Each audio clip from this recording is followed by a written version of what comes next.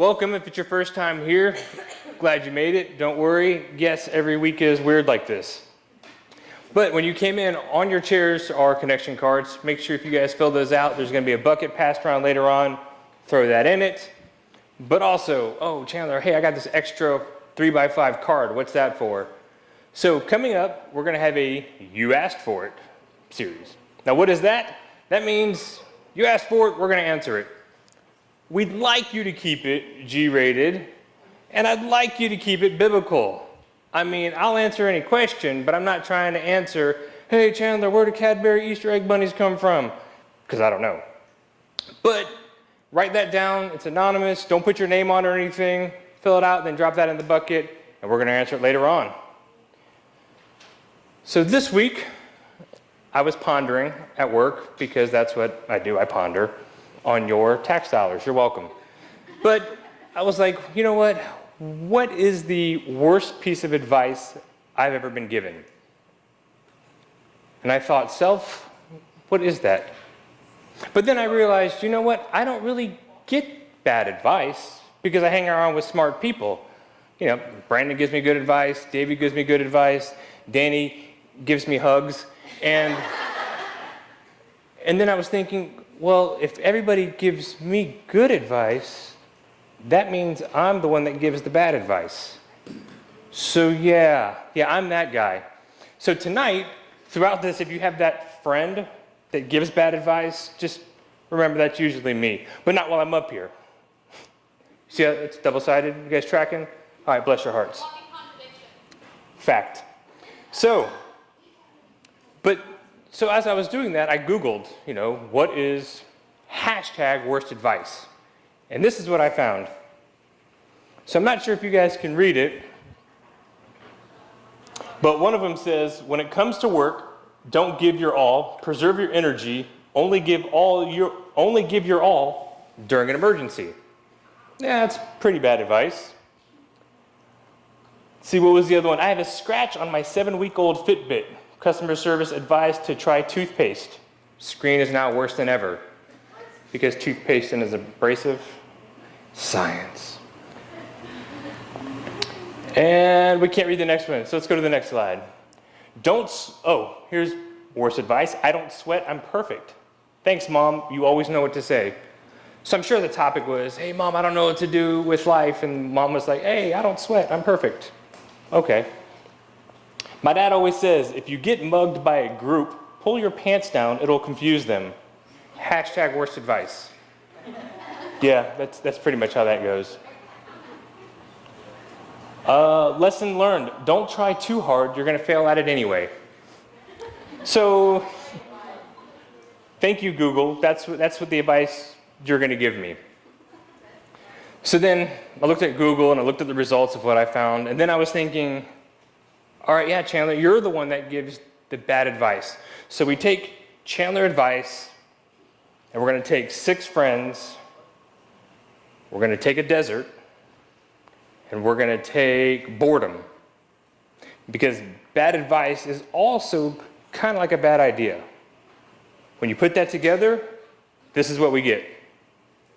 Now, if you go ahead and mute this, we're just going to play the audio. Or play the video, no audio, and I'm going to narrate this for you. So here we are in the middle of the desert. This is in Kuwait. It's summer, and we're bored. So I'm walking around filming sand, right? Because that's all there is out there. Tankers, and there's 2 gentlemen here, and those are battle buddies, friends, acquaintances, associates, whatever you want to throw in there. And if you notice, there's a bunch of porta potties. So right now, it looks like it could be Atlanta weather, 95 degrees, but it's actually probably anywhere between 125, 130 degrees. It's not even bless your heart hot, it's I'm gonna pass out hot. So what we're having right here is an average interview going on. Now keep your eye on the background coming out of the porta potty. So let's go ahead and keep count. That's 1. And I'm asking them how their day is, what's going on, what missions you guys have coming up. Does your mom miss you? Have you called your mom lately? And there's number 2. And the ring of sweat that comes around them, oh, that happened just from walking outside, because inside those tents, that's 3, there's AC inside the tents. So it's a nice, comfortable 90 degrees inside those tents. So when you walk out, that's when it gets even hotter. And what number are we at? 4, all right. And these aren't little circus midgets either. These are grown men, okay? I mean, they were talking average height is like 6 feet, 5.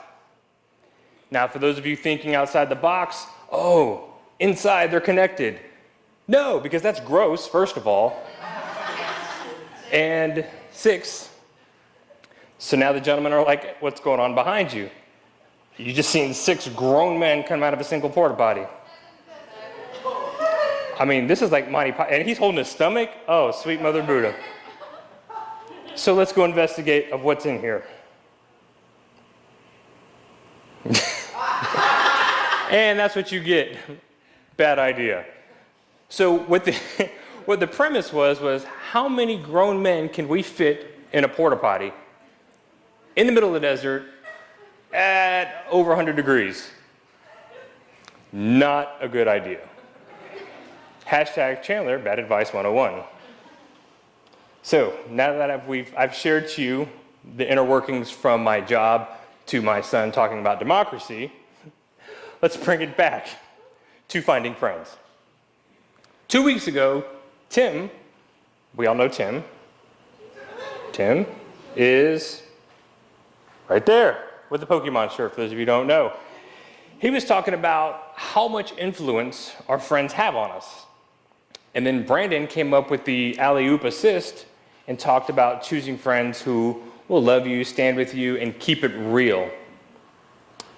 And I don't mean like keeping it real like, oh, hey, you know what, those brown shoes and that brown purse don't really match. I mean keep it real like girl, your breath is kicking like Van Damme. You know what I mean? Like Jean-Claude? Nothing? Oh, you guys, come on now. But those are friends. They just keep it real. And Brandon talked about that. Now, what's the importance of that? Well, your friends, really, whether you know it or not, kind of have a huge impact on your behavior, decisions, and sometimes even shape your character. No. I'm my own person. Now, if you kind of notice, your friends you guys have the same similarities about you. With that being said, the people you want to hang around with, you're going to want them to be wise. So that means we need to choose our friends wisely. And that's your first fill-in.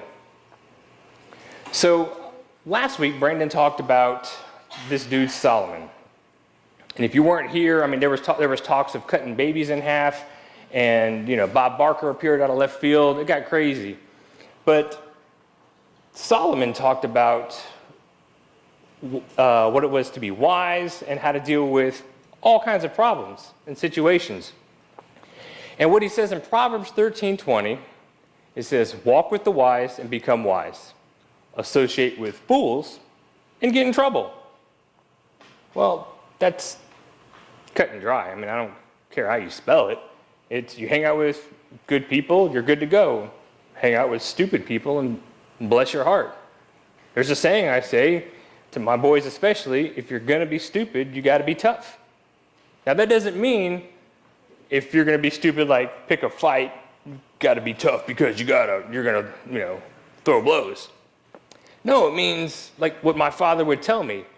If there's a cast iron skillet and it's cooking something and I go to touch it to move it because I forget that iron heats up the whole entire pan and it's not like one of those ones with the rubber grips and I burn myself, instead of, Dad coming over, oh, you okay? You want some aloe vera? He's going to be like, oh, you're going to be stupid. You got to be tough. Oh, fair enough, Dad. Or like when you're playing with the car battery and you take a screwdriver and it touches the positive and negative at the same time. Yes. And then you're like, 2 drops of pee come out and you're like, Dad, I think I'm paralyzed. Got to be stupid. You got to be tough. Or when there's a fan that's turned on. And when you see your dad or your mom or a mechanic or somebody do it, they turn the fan off and they put their hand up there to slow it down, right? Or they do it. Well, I decided to do that. I just forgot to turn it off. And I'm like, I can stop it. And this is my logic. I was like, well, I use this finger, pick my nose, whatever. I don't really need this one. So I'm like, blade breaks everywhere, there's blood. My dad comes running out, and I'm like, oh, my finger's chopped off. Well, if you're gonna be stupid, you gotta be tough. Let's take you home to your mom. He takes a shirt full of sawdust, wraps it up around my hand, like dads do. And that's where that saying came from, and I'm gonna pass it on. Feel free to use that. So, what's funny is when we don't know what to do, what do we turn to? We have manuals. Your phone. You get your phone, immediately you start doing it, and then it doesn't work, and you're like, oh, I guess I should read the instructions. And we buy a video game, and I'm like, oh, I don't know how to get the 99 lives. So you buy Game Pro, and it tells you to do up, up, down, down, left, right, BA, select, start. It's going to be like this all 80s reference all night long. Either get on the train and catch up with me. So, or we Google it, or we YouTube it, and there's so much stuff on YouTube. But, at a last result, we assume. And if you assume, you make assumptions. See what I did with that? I know what you guys thought. Bad. But Solomon, what he did is he didn't ask for riches, he didn't ask for strength. What he said was, he asked for wisdom. So he's like, hey, God, I just want to be wise. And God's like, you know what? Good call. I'm going to give you all kinds of wisdom. So now he's got this big brain full of wisdom and knowledge. What's he going to do? He's going to write a book. And he's going to break down everything for us, Teletubby style. On how to be wise, especially. So in Proverbs 16:24, kind words are like honey, sweet to the soul, and healthy for the body. So sweet words. I don't mean like pickup lines, like, ooh, hey girl. No. Sweet words meaning words of encouragement, affirmation.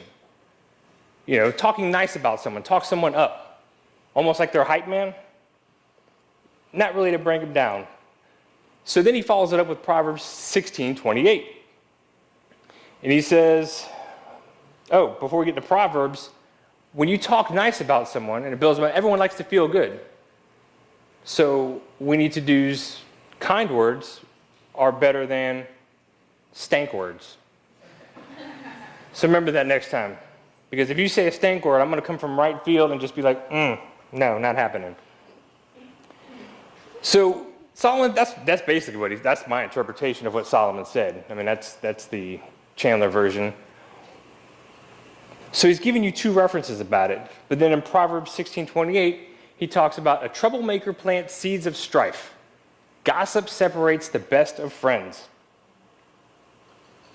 So that's not talking about the occasional time you say something bad about someone.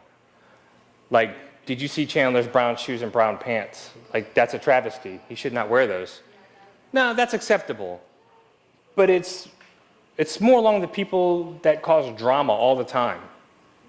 Ain't nobody got time for that. I mean, life's too short. What? No. Or maybe you have a friend that's more like here in Proverbs 16:24-25. Kind words are like honey, sweet to the soul and healthy for the body. There is a path before each person, and it seems right, but it ends in death. Right? Ooh, got real. So, people that cause drama, unkind words, and there's also that third category of people who are just angry for no reason, just bitter. Once again, I fall in that category, allegedly. I've been accused a time or two of just being angry for no reason. Don't know why. But the thing with is if you have kindness, it's contagious. Kind of like laughter, a yawn, sneeze, whatever. But being angry, it starts out small. Like road rage. You get on the road, someone cuts you off, or you're in the car and you're late to softball practice or something, and next thing you know, you're yelling at them through your car, and then you're following that person down 5 exits, you get out of the car, and you're knife handing that person at a gas station. I'm talking open palm, baby powder and everything. And that's where it starts.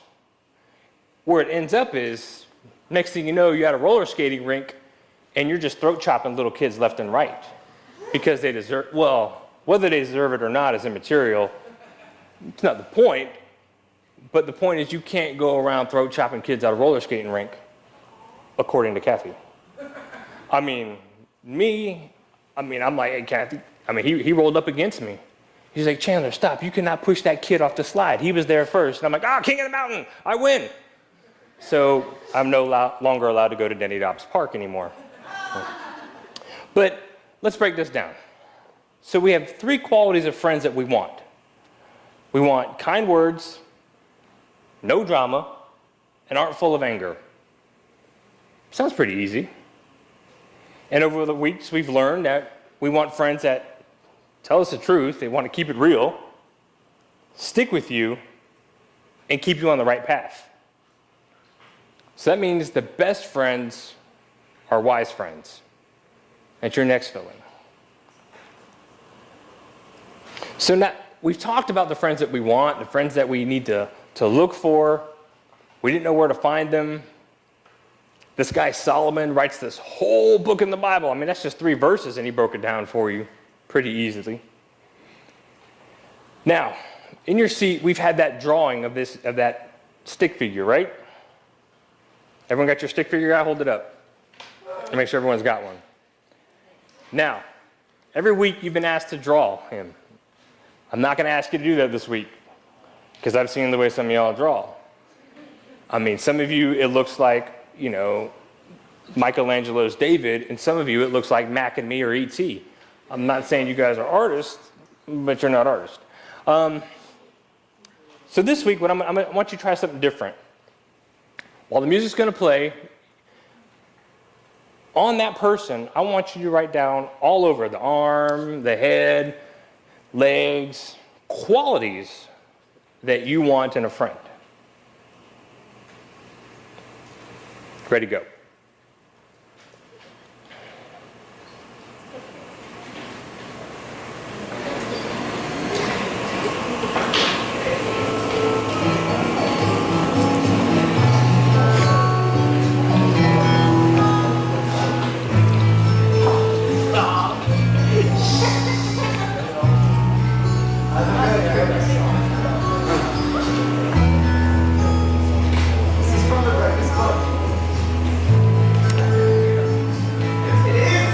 No.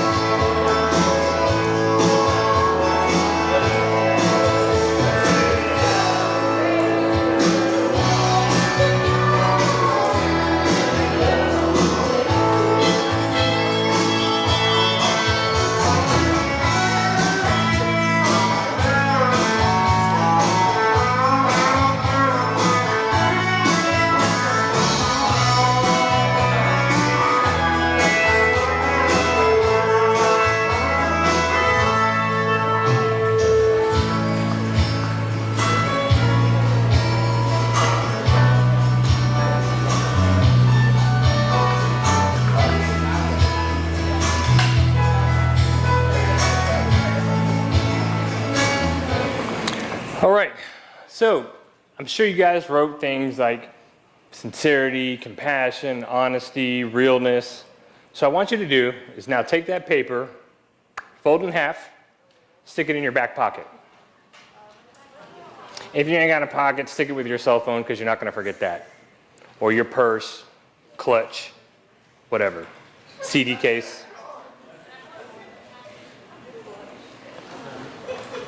So the reason why we're going to do this is because after here, you're going to leave, you're going to go to groups, and we're going to come back and get all kind of madness, and you're going to get home, and you're going to take your wallet out of your pocket, take your keys out, take those nasty gum wrappers out, throw it all on your nightstand.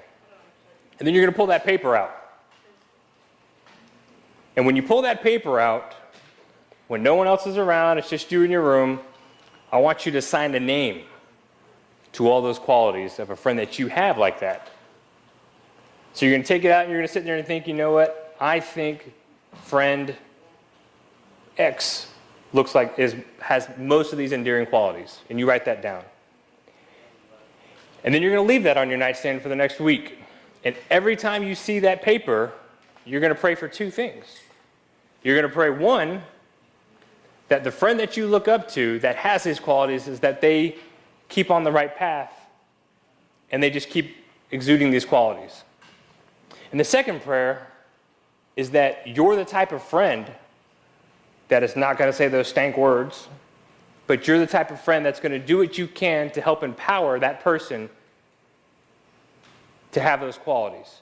So if you picked a person that you say, this person is always on the right path, I'm going to pray, God, help me to enable that person to stay on the right path and not be a stumbling block for them. Because nobody wants to be that person. You don't want to be a stumbling block for someone else. So we have that person in mind. And when you walked in, there's cards. On those cards, there's next steps. And there's three things. I will invest more in my wise friends. I will decide who or which friends are real and who are acquaintances. And if you don't know what the difference between a friend and an acquaintance is, to me, those are two heavy things. Everyone's got social media. Twitter, Instagram, Facebook, whatever. I mean, we had a contest in here. Somebody had over like 600 friends on it. But how many of those are really friends and just acquaintances? I've narrowed it down in my life. I got about 5 friends. That's it. I've got like 80, 100 acquaintances. But to meet those categories of what you wrote on that person, really think about it. So sometimes when you have to make those cuts of who's an acquaintance and who's a friend, it's rough. That person you thought was your best friend, you're like, you know what, they just want to hang out with me because I got a car. Or they want to hang out with me because my parents always buy them something when they come over. Or they want to hang out with me just because you already thought it in your head. You're already thinking. You already got that person in your head that's like, they're using me. Or are you that person? Are you the one that uses somebody for something? They got a job, they got money. That's my Taco Bell buddy. Because every time I go, they're going to buy me some Taco Bell. So when you start making those cuts, you're going to it's hard to make that decision on yourself. So the third one is I want God to help me in my friend decision-making process. Because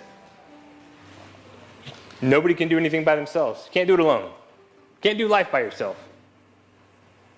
So we're going to take God's help. We're going to take the wisdom of Solomon, and we're going to take time. With those three things, and it's going to make a huge difference in your life. So everyone, go ahead and stand up. Stretch it out for a second. Make your way forward here. We're going to wrap it up in prayer. And we're going to pray for some of those things.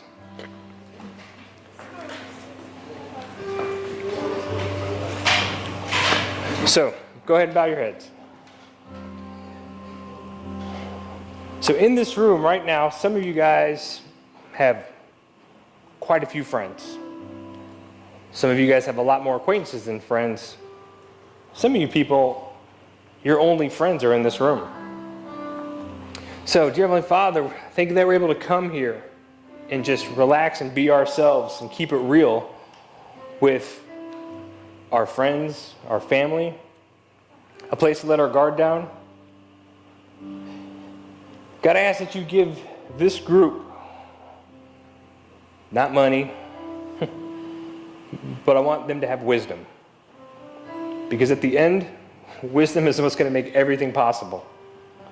Let that wisdom stick with them with every decision they make, with whatever life throws at them. Help them find friends that are going to help them be the best that they can be.